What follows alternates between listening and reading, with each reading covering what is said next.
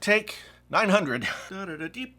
You are getting links in the description to all of the things that I talk about here. Hey there, friends on YouTube. My name is Jason, sometimes known as the JTL. This is Painfully Honest Tech. So honest it hurts. This is the Painfully Honest review of these here Beats Studio Pros, the brand new Beats from the folks at Beats and Apple. I've come up with a painfully honest scale. Okay, it includes things like presentation, features, sound, negatives, and then value/price. First off, presentation. We're talking look, comfort, feel, what comes in the box, all that kind of stuff.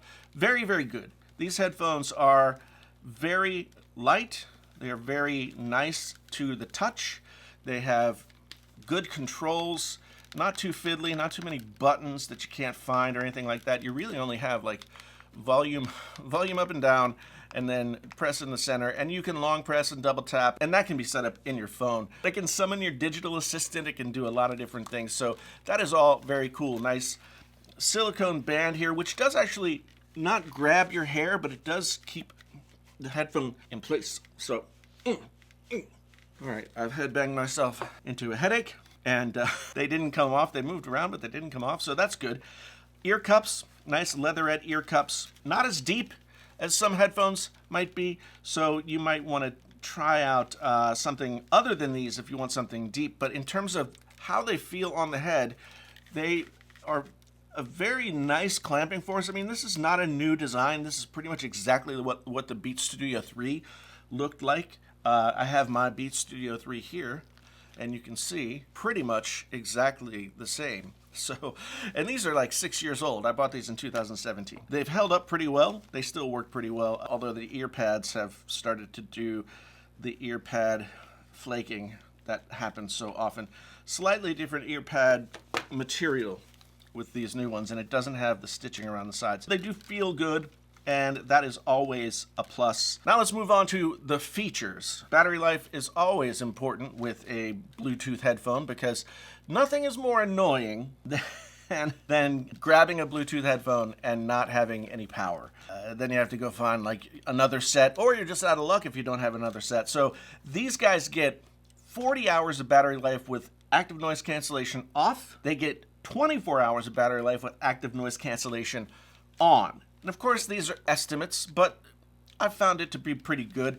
I've still got two bars, or two little dots of indicator left here on the right ear cup that tell me that I don't know exactly what percentage that is. There are 5 little dots, and I'm not good enough at math to like divide that by 100%. I could do 4, but let's say it's 20% left. I didn't charge them when they came out of the box. They had a little bit less than 100% charge then. So I'm saying the battery indication that we've got here is pretty close.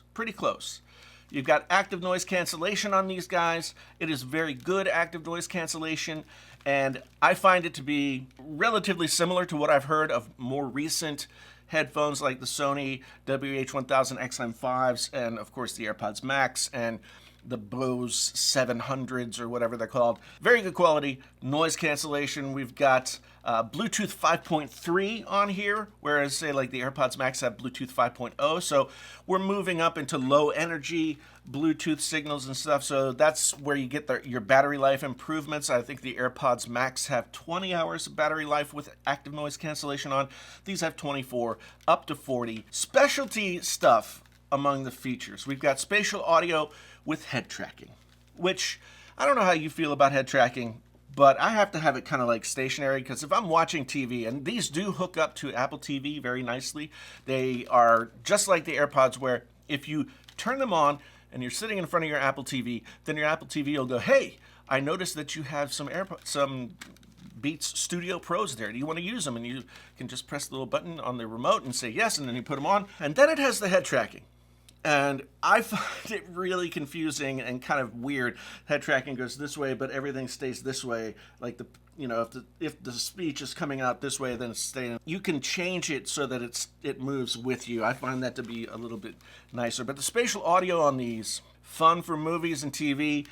And if you're an Apple Music lover, as I am, then it's really good for that. For all intents and purposes, these things are AirPods. That's, they work exactly like AirPods when paired with an iOS device or anything else Apple related, and they do all the things that Apple does. They do some things that some of the AirPods don't do, and we'll get to that as well. And one of those things is high-res audio over USB-C. So you see here we got this USB-C cable, and you can plug it in here and then plug it into something that has USB-C. And you might be saying to yourself, Jason, what Apple product has the USB-C? Certainly not the iPhone. So how are we going to use this? Well, I'm not 100% clear as to whether or not you can get the high res if you use the USB-C to Lightning dongle, but the iPad Pro, as I have right here, has the USB-C. Of course, your MacBooks will have the USB-C. And most likely, if everything that we've heard is true, most likely the iPhone will also have USB-C as well. And this might be an indicator that USB-C is coming. I just noticed that these aren't color matched.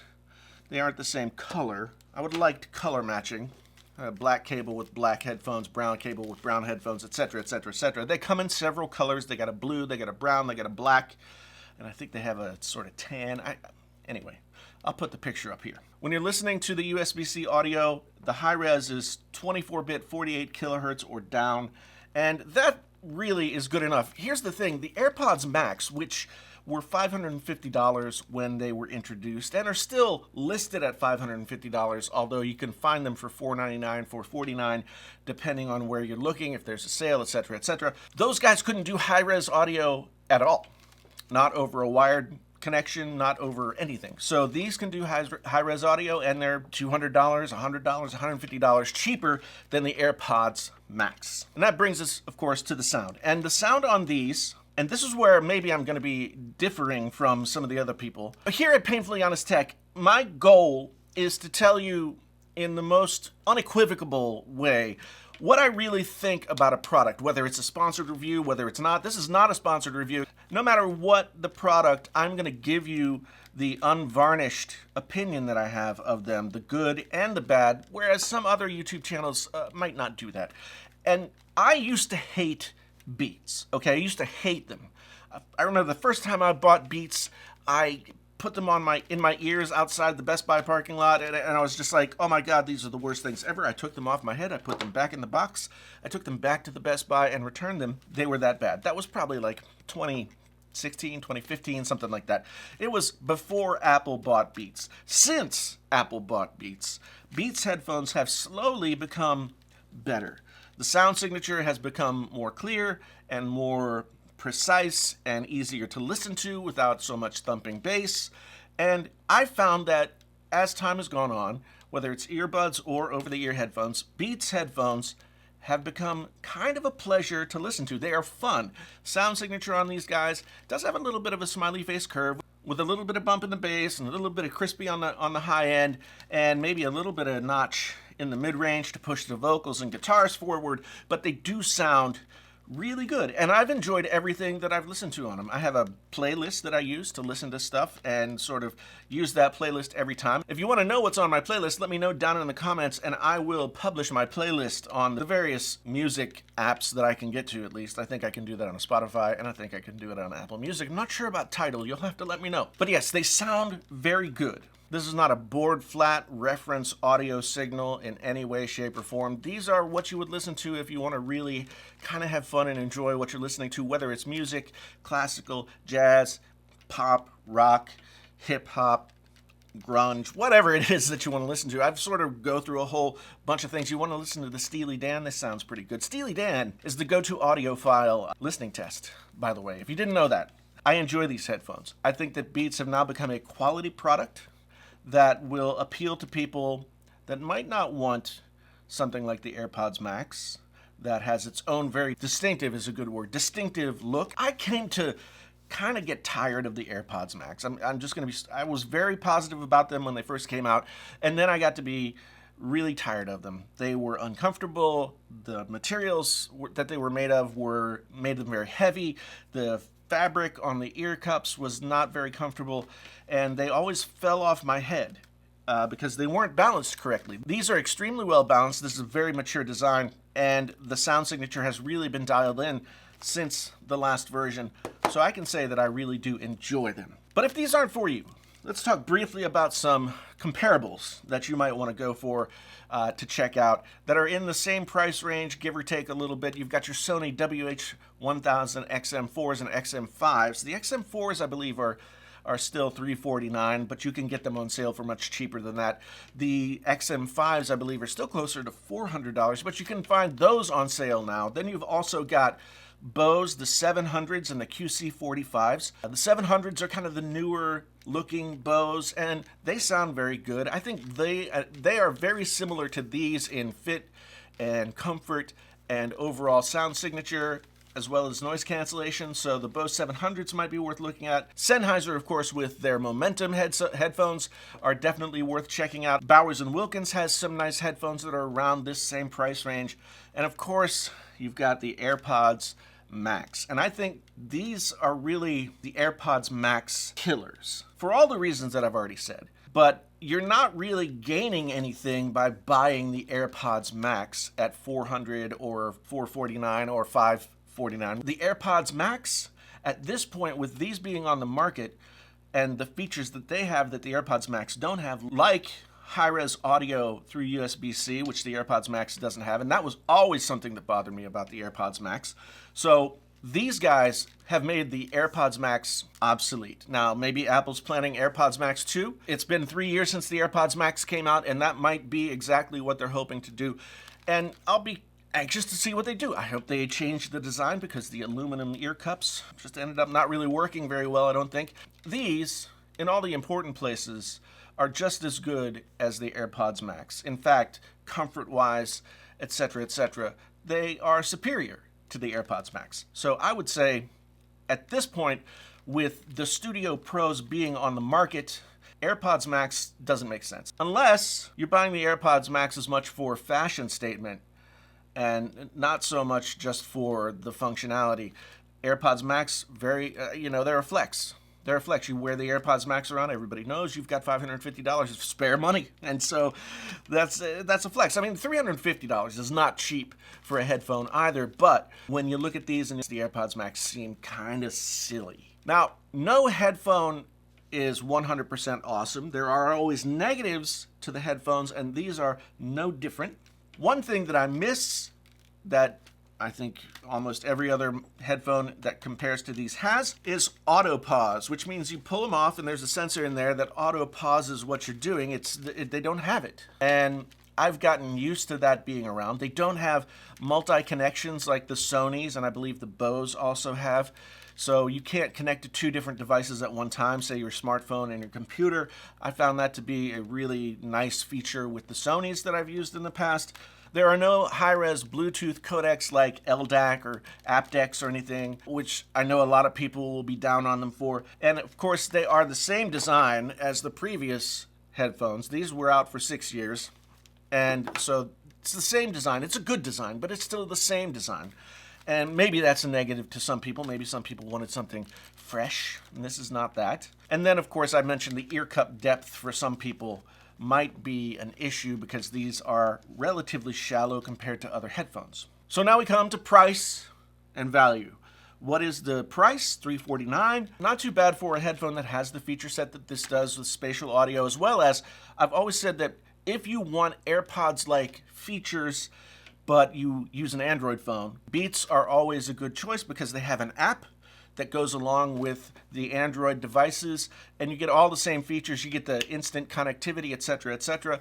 You don't get everything across all of your different devices like you would in the Apple ecosystem, but you do get that convenience factor with your mobile device. And while they might not have all the same things as the Sonys or the Bose, which are really high-end headphones in this category for about the same price, if you are an Apple ecosystem person and you haven't purchased the AirPods Max and you want over-the-ear headphones, then the AirPods Max is a sucker buy. And these are the ones to go for right now. Again, that might change, but At $349, you get a ton of value out of these, as well as those spatial audio, head tracking, all that kind of stuff, and the conveniences in the Apple ecosystem. So what is my painfully honest score? I'm giving these an 8.5 out of 10, and I'm taking away the 1.5 just because of the things I just listed, the somewhat negative points. But overall, these guys are really, really good, and I think that anybody who purchased them would be more than happy with them. And obviously, I've had these for 6 years. They still work great. The ear pads are starting to flake, but other than that, they're in perfect working order. So you get a sense that these will last you for a while if these are any indication. So that's the painfully honest review of the Beats Studio Pros. Now, if you like this t-shirt, hey, do you like this t-shirt or other t-shirts like it? Look down below. I've got a little store, a little carousel of stuff that I sell. I also have some t-shirts that I designed that are available on Amazon.com. And while they're not painfully honest tech t-shirts, you can get them.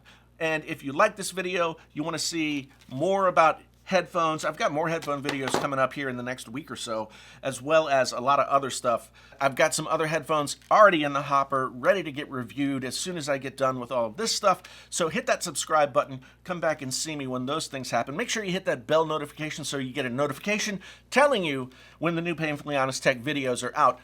Thank you so much for being here once again. My name is Jason, sometimes known as the JTL. This is Painfully Honest Tech. Tech so honest it hurts. Until the next time, I'm out.